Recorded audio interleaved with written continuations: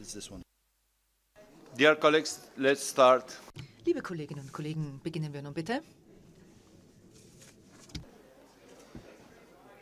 The next panel.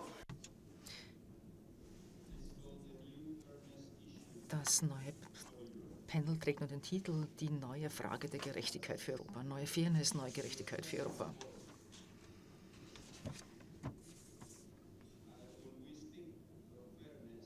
Wenn wir von Gerechtigkeit oder Fairness in Europa sprechen, dann geht es darum, die Werte und Grundsätze zu bewahren, die uns zu dem machen, was wir sind, nämlich Menschen, menschliche Würde, Freiheit, Menschenrechte, Rechtsstaatlichkeit, Solidarität.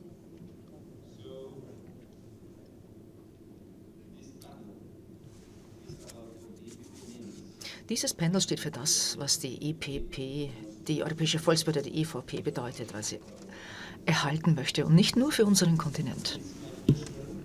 Ich habe nun die Freude, die drei Redner vorzustellen. Zuerst Dr. BOSCHI, Consultant for Innovation and Communication at Istituto Piepoli. So you have the floor, Dottore.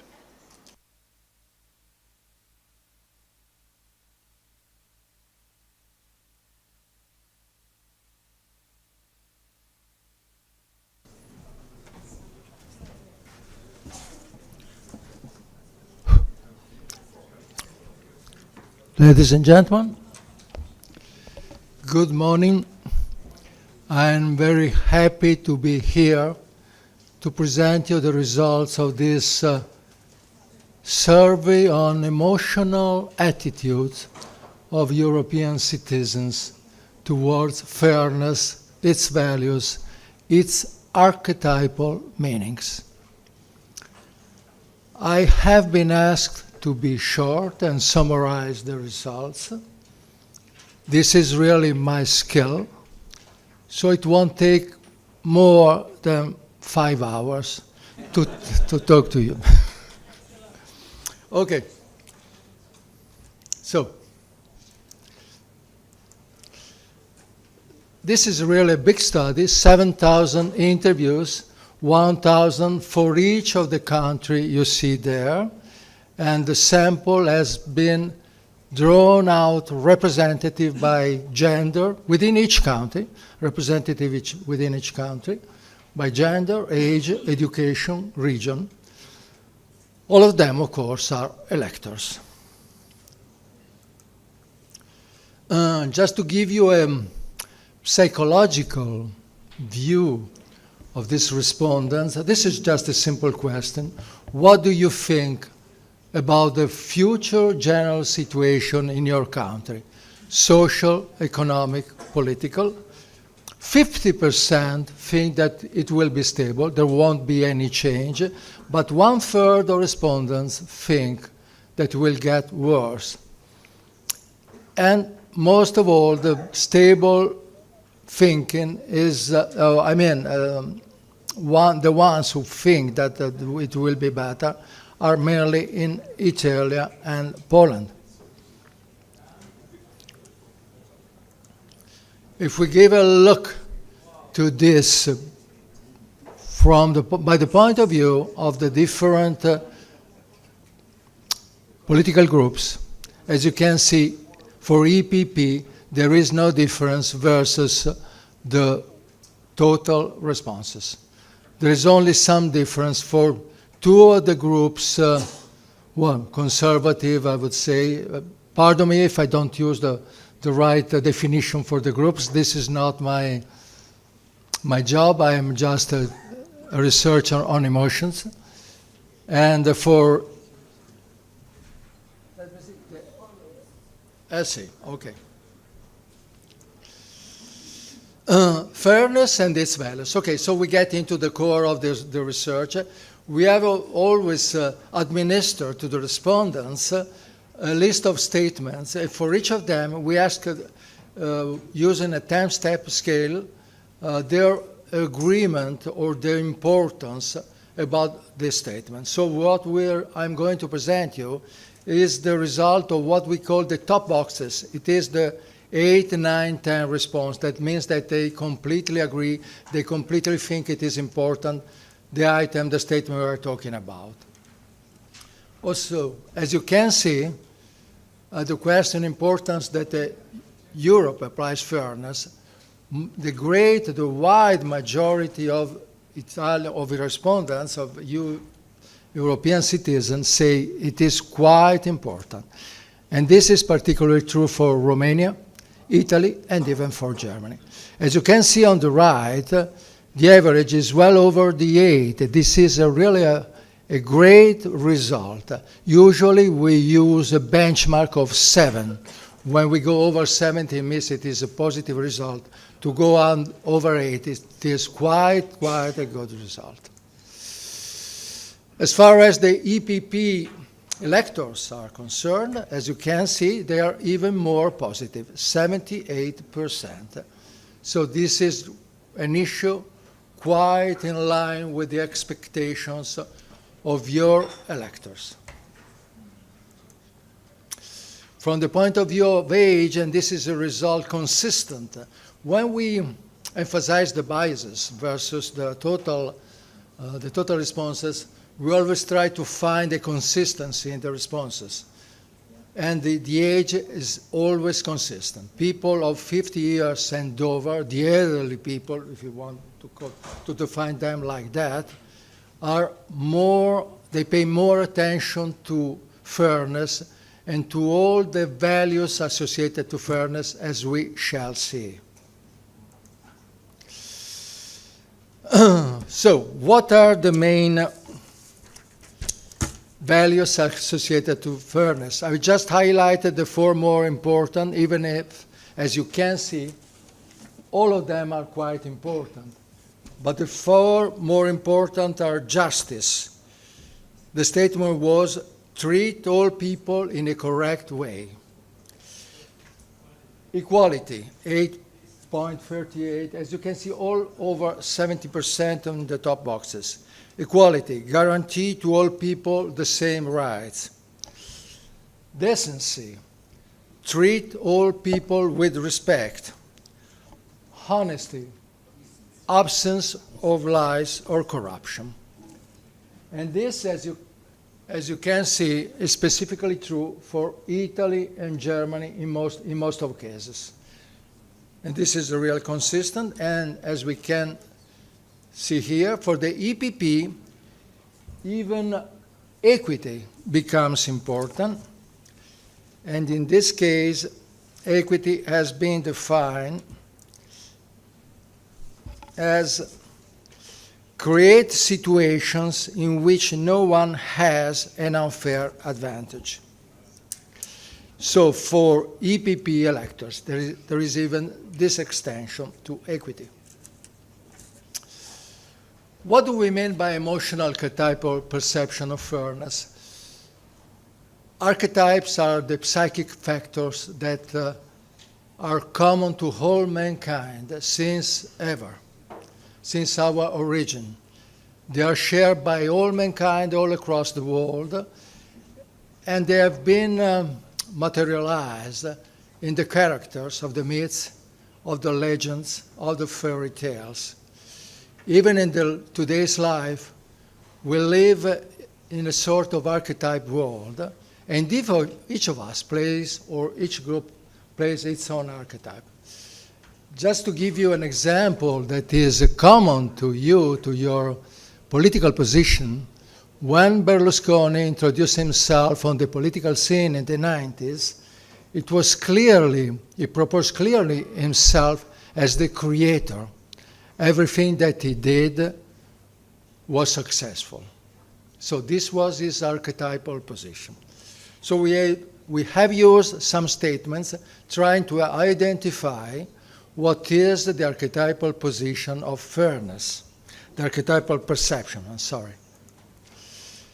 And this archetypal perception falls within 4 main groups: protection, creation, equality, belonging. We shall see later which is the most important one, but as you can see, there are many values associated to fairness. The first three of them enter within the area of stability. People want stability, either under the form of protection. The protection is typically of the caregiver, the mother. Under the form of creation, the creator, yes, the one who creates new ideas, new initiatives for the well-being of their people. Equality, the ruler, the good ruler in the world. Belonging is a different, it is belonging, of course. It is not necessarily stability, but it's just a sense of belong to a group, to be a part of the group. The first three then identify precisely the area of stability. For the APP, the same perception. The red arrow on the left shows that the results are even more positive. For this perception is even more positive for the EPP electors. And when we ask people, when we ask respondents, okay, you have classified fairness under these four archetypes, but in your mind, which is the most important one? Then, as you can see, protection ranks first. The need for protection, we shall see that also in the next tables, in the next charts. The need of protection in this historical period, in this century in Europe, is quite urgent and necessary. Protection is even a little higher for EPP electors. So the idea of convey a message of fairness is quite in line with your electors' expectations. And protection, as you can see, it's even more a real need for the people, at least from 35 and over. Not to say about a 55 and over or even elder than that. When we talk about emotions, about emotional perceptions, culture, education has nothing to do. Emotions are part of our right brain hemisphere. Education is part of our left brain hemisphere. In that case, the emotional reactions are not different across the different level of education. This is quite important. Even a wealthy guy can feel the need of protection from the migrants, for anything. He will be the one to decide about which he needs protection, of course. This is quite important. I was sure that it was like that, but this survey shows exactly that when we deal with emotions, I can remind you that emotion is the first reaction of all of us to any event. The synapses are shorter than the ones for the rational mind. Okay, when we look at this data, of course, recalling the psychological attitude, of course, the need of protection is higher for the people, for respondents who think that in future the situation will get worse. Okay, so this is the need. This is what about you have to work. Should I summarize the results, the outputs of this section? There is still one section that we have finished. Protection, as we said, is the real main issue. Our recommendation as a researcher, of course, you are the political ones, you have to understand how to propose this, is that the initiatives and the regarding communication about the initiatives, because as you surely know, if we can do what we want, but we must also communicate it in the right way. So, all the initiatives and communication must regard this area. Just to give you some more detail about what we mean by protection, the areas on which you have to work are security, maintaining social standards, consumer rights, and environment. Using an approach of an advertising guy, I would recommend that the tone of voice should be the one of a group that wants to help people, avoiding them any harm. And particular attention should be paid to people over 55. The possible threats perceived by respondents about a fair Europe, as you can see, most of them are quite important. Most of them get a majority of responses, but I just highlighted the first four: environment, dysfunctional, corrupt state, the problem that globalization allows the abolition of social standards, and terrorism. This is the result for the whole sample of 7,000 interviews. When we proceed through your electors, you can see that terrorism skips to the first place. Anyway, the first four, the first four threats remain the same, remain absolutely the same. What to tell about this chart? It's quite easy. It's quite easy to see that elderly people pay much more attention to any of these issues.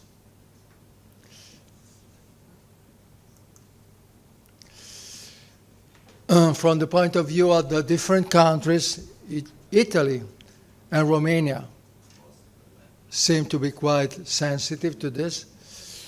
I must confess I don't know the Romanian situation. I'm sorry for the Romanian people here. I can understand why in Italy there is such a need of such a problem about possible threats to fairness. No differences in the other countries, just to give an overlook to them. And then we have got to the final two charts.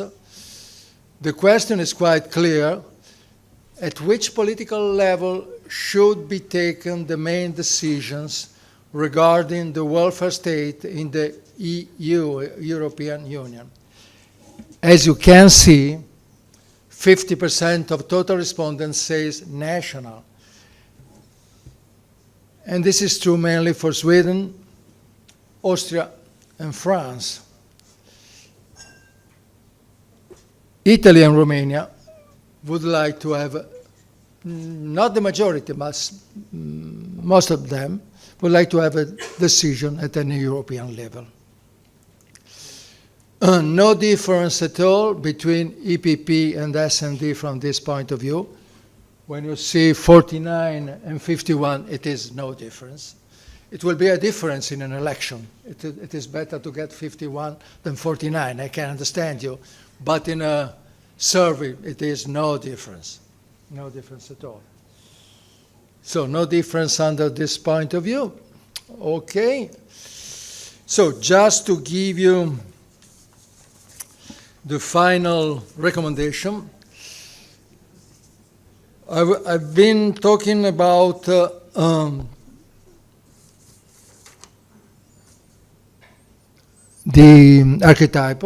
archetypes.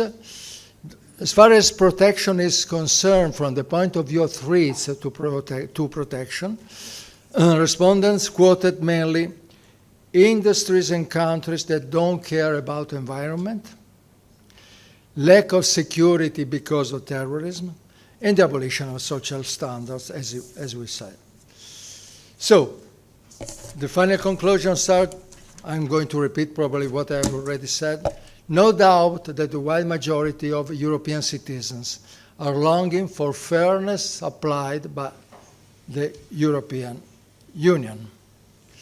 This concept is quite in line with the deepest people's expectations.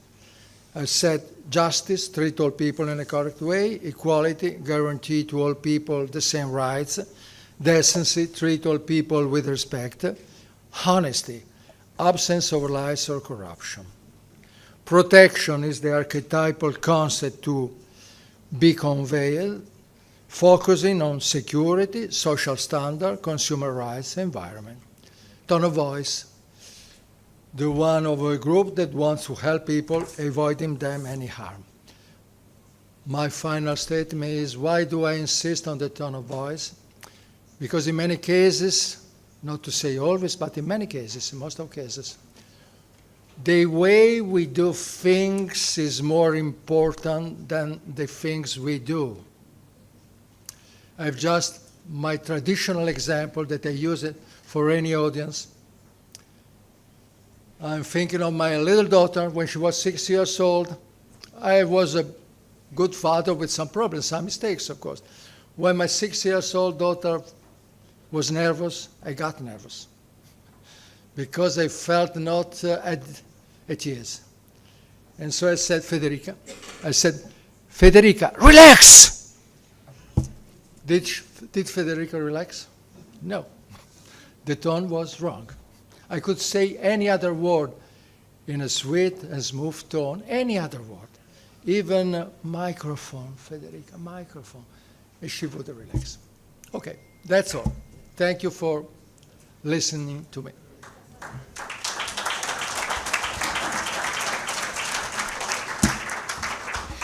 The presentation will be distributed, okay?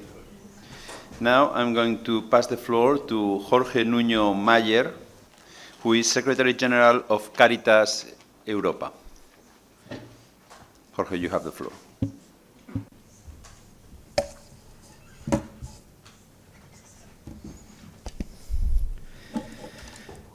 Muchas gracias, señor presidente, Thank you, Chair Esteban. for this opportunity to share with you some thoughts on the topic of new fairness in Europe.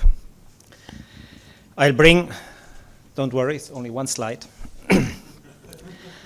I'll bring in the experience and thought of Caritas, the social organization of the Catholic Church, present in 46 European countries and in nearly all the countries of the world. Our mission is to help the people in need, in poverty, who suffer for whatsoever reason, just because they are human beings. We see needs and we act. But our works of charity and kindness can never and should never substitute social justice. And social justice, that's your business. That's your role. If you have the possibility to walk through this amazing city of Vienna, you might probably find this area called Fairness Zone, a project of the city giving pedestrians and cyclists and car drivers the opportunity to be friendly and respectful with each other without too much regulation. But this experiment of the city of Vienna surely wouldn't work without investment and without promotion activities and clear rules and educations in the rest of the city done by the public authorities. But the city of Vienna has also other fairness zones. Caritas Vienna contributes to the fairness in the city, attending the most disadvantaged. Caritas Vienna has an innovation department, analyzing the needs of the most disadvantaged and proposing new ways of addressing those needs. MEP Heinz Becker knows about it and has been very supportive. Dankeschön dafür. In Caritas, we see and listen to people and see their needs. Maybe just for this conference, two big categories of people in need. One big category, those without perspective. The long-term unemployed, the migrants, the excluded, like the homeless. In Europe, we still have more than 120 million people in risk of poverty. How do we address this? Coming back to this city, Caritas Vienna created an enterprise group called Magda's Social Business, based on new alliances with the private business sector. It includes a hotel with a target group of refugees, recycling of mobile phones, food services, facility management addressed to the target group of the long-term unemployed, among others. Caritas tries to build on existing skills of people, for example, on the language in a hotel where you have many refugees and people from other countries working. You have a lot of languages to attend and serve better the guests. This experience has been scaled up to international social business activities in the Balkans and Congo. Caritas Vienna and many other excellent Caritas experiences in Europe share, learn, and design new projects. Working together in Europe is core for us. The tendencies in the sector of social entrepreneurship shows that there is a lot of initiative, a lot of competition, many awards, many people interested, but not really large-scale successes. You have to take risks because you don't know everything. You need the right place, time, know-how. Sometimes it's hard to say if you may succeed. The new fairness has to be based on innovation, supporting the risks and on upscaling the successes. New fairness is about building Europe. It has to stop blaming Europe for all local problems. It has to stop seeking local solutions against the neighbor city, exclusive national solutions without a European solidarity. Successful fairness in Europe is about sharing and celebrating. Speaking about those without perspective, I have to say a word about Africa. If we want to save Europe, we have to save Africa. I would say that a big Marshall Plan for Africa is needed. Ms. Pilar del Castillo mentioned something in that direction before. The former MDGs, the Millennium Development Goals, proved to be successful reducing child mortality and hunger in many countries. The new Sustainable Development Goals offer an excellent framework for such a Marshall Plan that has to go far beyond the traditional development aid. It's not enough to say we are the biggest donor in the world. We have to think more, go beyond. And this is also to address the root causes of migration. Just border control will not work. It hasn't worked in the last decades. The 2015 crisis was, among others, due to the 50% reduction of the World Food Programme the year before. When you tell people next month you don't have food to eat in this refugee camps in Turkey, people start to move. And when million people start to move, you cannot stop them, whatever border policy you may have. In Caritas, as we are present in the countries of origin, transition and reception, we know what we are talking about. We are currently analyzing the root causes of migration, and it will be a pleasure to share the findings with you. We can't create perspective for some and deny it to others. We would surely fail. Another category of big needs is those who are frustrated. They feel or are really left behind, the losers, and those who fear to enter into this category. Caritas listens to these people every day. In fact, Caritas in Italy has created the centri di ascolto, listening centers. Often only through real listening you deactivate frustration and the person sees new possibilities. We sometimes hear, you have not solved my problems, but at least you have listened. At least you took me seriously and treated me kindly. And for you, and as we are here in a closed room, it's surely not new that an important part of the political changes in the last years is because many people didn't feel that the two big parties were listening. New parties, populists from right and left, appear transmitting the impression that they listen because they offer two simple solutions to complex problems, and very often presenting a scapegoat, confronting the poor and disadvantaged against each other, the migrants against the local poor, the Roma and homeless against the unemployed, the long-term unemployed against the youth, etc., etc. Once you enter into this loop, it doesn't end. And we have examples in the history. The new fairness has to be based on listening, listening, and listening, and explaining the complexity, not in confronting the vulnerable, seeking solutions and upscaling them. From Caritas' perspective, there are upcoming challenges in Europe. First, digitalization. New employments will be created, but many will disappear, and the forecast is that less employment opportunities will be there.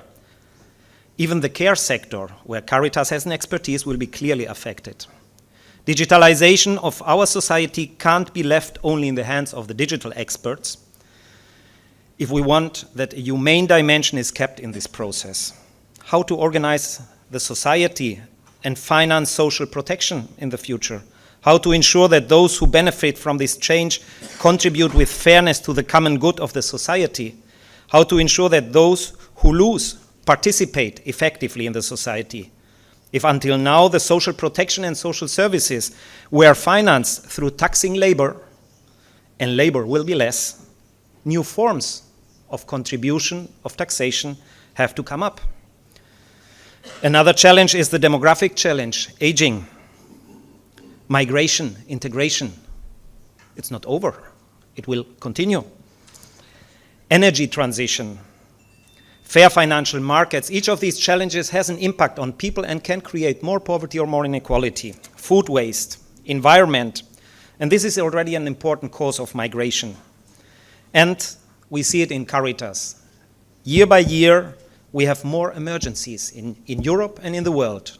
The recent fires in Portugal last year, in Greece this year, floods, man-made crisis, etc., create more and more people wanting to migrate.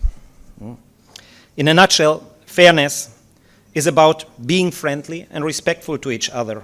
Investment, rules, not too many, listening, explaining, cooperating, innovating, upscaling.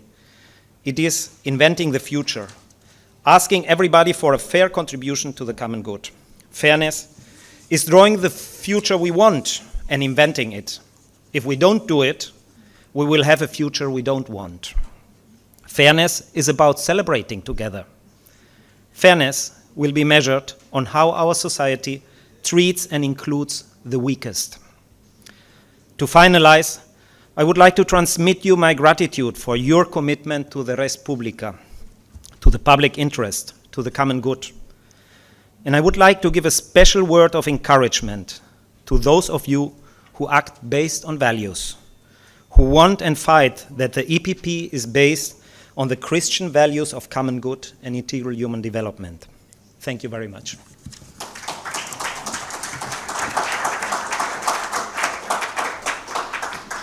Muchas gracias, Jorge. Thank you, Jorge. And our third speaker is Professor INVERNIZZI-ACCETTI. He's an assistant professor of political theory at the City College of New York. You have the floor. Yes, hello. I'll be speaking from sitting down. It's more intimate. I want to start by thanking you. It's a pleasure and an honor to be here to speak to such a distinguished group of guests. What I want to do in this presentation is try to relate the theme of our conversation today, the notion of fairness, to the topic of my research. I'm a professor at the City University of New York, and I've just written a big book on the topic of the political ideology of Christian democracy. So what I want to do is try to see how the theme of fairness relates to the history of Christian democracy and how these relations can be projected into the future. The first thing to note is that, in fact, the concept of fairness is not part of the Christian democratic tradition. Not least because, and this is an interesting fact, the concept of fairness cannot really be translated literally in any of the key languages of Christian democracy. The concept of fairness is an Anglo-Saxon concept, and it's very difficult, and I was listening to how the translators were trying to translate it in Italian or in French or in German. There's not really that word. The word that's most often used is équité, which has a very different set of associations. It's tied to the concept of equality. Whereas the idea of fairness in English is not tied to the concept of equality, it's tied to the concept of beauty. If we look at how Shakespeare uses it to relate a fair woman or the fair weather. And it's related to a concept of the harmony between the parts, which, however, is interesting because I think that this does relate to the Christian democratic concept of justice, which is not a concept of equality, but a concept of harmony between the parts. So what I want to do more specifically is see how this concept of fairness, although it is not part of the tradition of Christian democracy, can capture some of its key elements in interesting and I think promising ways. I'll focus on 3 points very briefly in particular before I move on to how this can be also a forward-looking concept. The first aspect is the concept of the social market economy. Of course, the concept of the social market economy has several dimensions of fairness. Social market economy is obviously a key aspect of the Christian democratic ideology in at least two ways. One is the idea of fair competition, the idea of giving fair conditions of competitions to all, therefore breaking monopolies and allowing everybody to have a fair shot at their play in the market. And on the other hand, the counterpart to this is the Christian concept of the fair wage, which one must get on the market. Another aspect, which is in many ways the counterpart, the social aspect of the social market economy, which is closely related to the concept of fairness, is the idea of solidarity, which is of course also an essential aspect of the Christian democratic ideology. And here we see that while on one hand everybody should have a fair shot at showing what they're worth on the market, there should be fair terms of competition, at the same time a key aspect of the Christian democratic ideology is not to leave those who fall behind. There's a welfarist component to the Christian democratic ideology, which is not, however, based, as I said, on an idea of equality, which, as was mentioned before, means that everybody can have everything. If I have a car, you have a car. That's not the Christian democratic idea. It's an idea of harmony between the parts, which means that everybody has a different role to play within society, and each one should be allowed to play that role, and nobody should be left behind. The third, which may or may not be the most contentious aspect, is the aspect of the dignity of the human person, which is another, of course, central element of the Christian democratic ideology. Today, the Declaration of Human Rights that we're celebrating 60 years was mentioned. There is in the Christian democratic ideology an idea of the inherent dignity of a human person, which is a universalist concept. It is a concept that's not tied to specific political groups, to nationality. In fact, the Christian democratic ideology was always anti-national, supranational, internationalist, which is why it always had a role in the construction of the European Union, in the construction of the United Nations. You may or may not know that the Universal Declaration of Human Rights was written in large part by Jacques Maritain. This universalism is tied also to a concept of hospitality. A concept of hospitality of the other, the different, the stranger, the foreigner. And that seems to me an essential aspect of the Christian democratic ideology as well, which is tied to hospitality and the idea of rights. We were talking today about the question of refugees and migration. I will come back to this at the end. It's not just a question of closing borders. There are rights. Migrants have rights. Refugees have rights. They may have a right to request asylum in a certain country. And the fairness there means recognizing those rights in a universalist and therefore not nationalist way. What is the relevance of this resonance between fairness and the Christian democratic ideology for the future? The key thesis I would like to advance today is that fairness, the fairness aspect of the Christian democratic ideology, is what allows us to distinguish between two concepts that seem similar and often lend themselves to confusion but are very different and importantly different. The concept of popularism, People's Party, and the concept of populism. Populism and popularism are importantly different, and I think it is important for us to bear in mind that difference. What is the difference between popularism and populism? It relates to the different conceptions of the people that they are based on. The populist conception of the people is closed, exclusive, self-referential. The popularist conception of the people is open and especially has this important substantive component of fairness. It's universalist, substantively fair.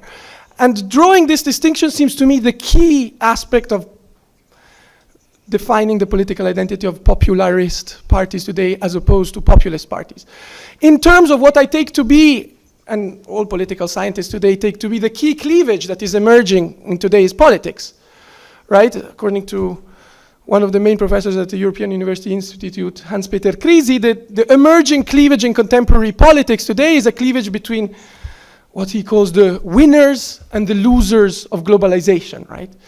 The winners are those who benefit from globalization, and the losers are those who suffer from globalization. What does populism do? Populism takes that cleavage and mobilizes the losers of globalization against the winners of globalization. I think popularism should be something else, drawing on the idea of fairness, which is precisely to try to bridge that cleavage. Not to mobilize the losers against the winners or to be the winners that exclude the losers, but precisely to bridge the gap between the winners and the losers, the Christian democratic value of reconciliation. So that's what I wanted to say. I also cannot resist the temptation to end by moving a little bit beyond the topic of my presentation here today and asking you a question which relates to the discussion we were having before, and it seemed to be many questions, of course, related to the topic of migration. The question is this: is the concept of fairness sufficient to deal with the problem of migration or not? As my co-speaker, Dr. BOSCHI, mentioned, the concept of fairness immediately ties to associations with the concept of protection, protecting ourselves from the migrants. But surely there must be another concept which is equally important in addressing the question of migration fairly, which is the concept of need. So my question for you is, why do we not pose the question of how many migrants do we need? I come from Italy, which is a country which is very worried with migration at the moment, but we have a net migration rate which is almost zero. There are almost as many people going out of our country that are coming in. We also have an aging population. We are a shrinking population. So how is it that this is not part of the conversation, that how many migrants do we need? And that's a question that goes beyond the question of fairness. But this was a question that was posed by Chancellor Merkel in 2015. How many migrants do we need from a demographic point of view? And is this not a case for actually posing the question differently beyond fairness? Thank you very much.